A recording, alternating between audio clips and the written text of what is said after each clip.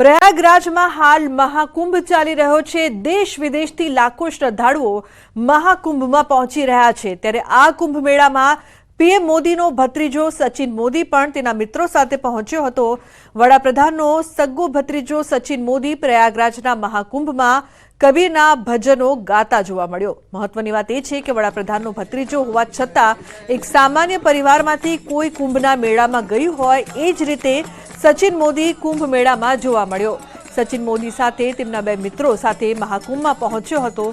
सचिन मोदी श्रीराम सखा मंडळ नामना एक भक्त मंडळ में सक्रिय छे अने आ मंडळ में डॉक्टर, सीए, एंजीनियर जेवा टेक्नोक्रेट लोको पण शामिल छे। आ मंडळ अमदावाद तेमज गांधीनगरना विविध कैफेटेरिया में जई दर शनिवारे हनुमान चालीसाना पाठ करे छे, जेने पगले अनेक युवानो आ मंडळ में जोड़ाया छे।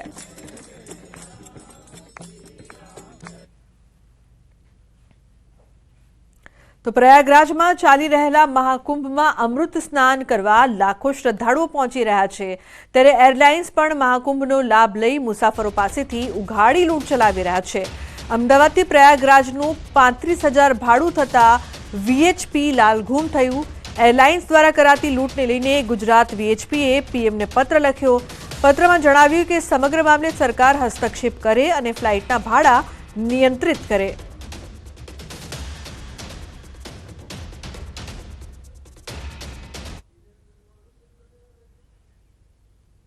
समाचार में आगळ बात करिए। शाकभाजीए रड़ाव्या।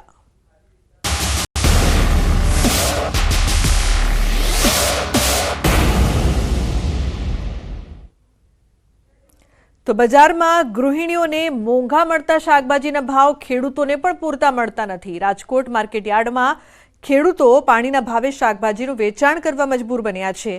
त्यारे सवाल ए थाय छे के खेडूतोना शाकभाजीना भावनुं आ विटामिन एम कोण मेळवी रह्युं छे। खेडूतोने मार्केट यार्ड में 1 किलो टामेटाना 2 થી 2.5 રૂપિયા तो दूधी 4 રૂપિયા किलो वेचाई रही है।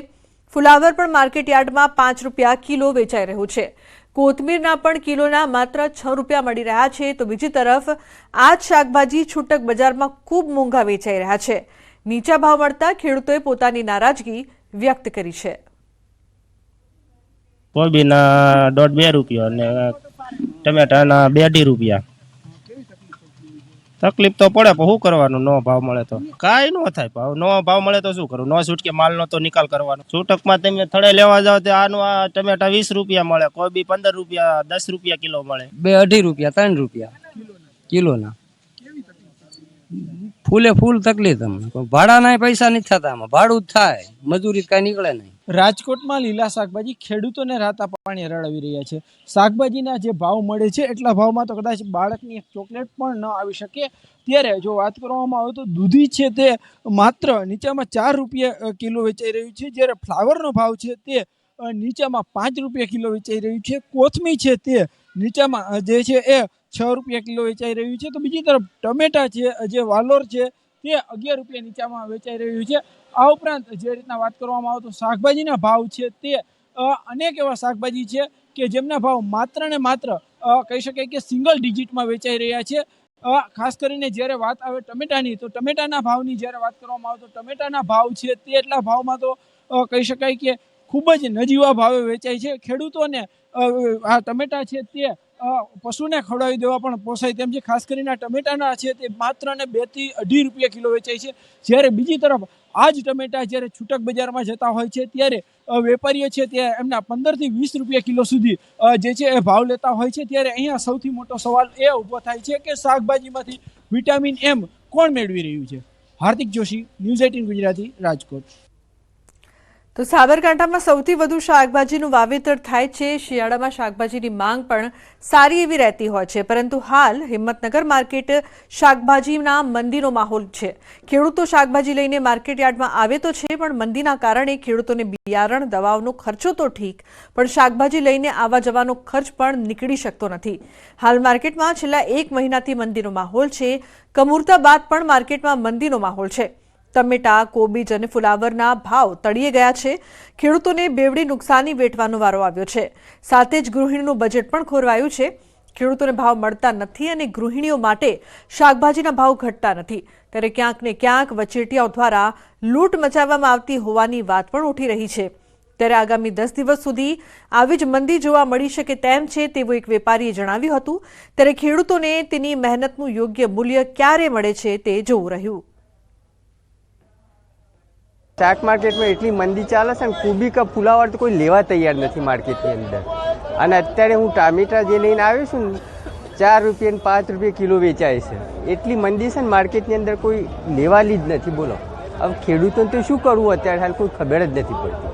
અત્યારે શાકભાજીના ભાવમાં વધારો જોવા મળશે. જોવા જઈએ તો ખેડૂતો એમ કહે છે કે અમે મફતના ભાવે શાકભાજી વેચીએ છીએ, જ્યારે બજારમાં આપણે ગૃહિણીઓ જે શાકભાજી ખરીદવા જાય ત્યારે એ જ શાકભાજીનો ભાવ 50-60 રૂપિયા 100 રૂપિયા સુધી પહોંચી જાય છે.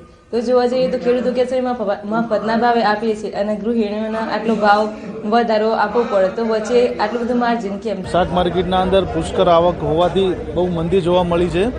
1 મહિનાથી મંદી ચાલી રહી છે. અમારી ગણતરી એવી હતી કે આ કમૂરતા ઉતરી જાય પછી જો તેજી જોવા મળશે, પણ અત્યારે હાલમાં બી એવી વિકટ પરિસ્થિતિ છે.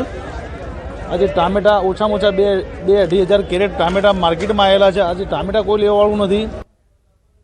સમાચારનો પ્રવાહ યથાવત રહેશે. હાલ રોકાઈશું એક બ્રેક માટે. આપ જોતા રહો ન્યૂઝ 18 ગુજરાતી.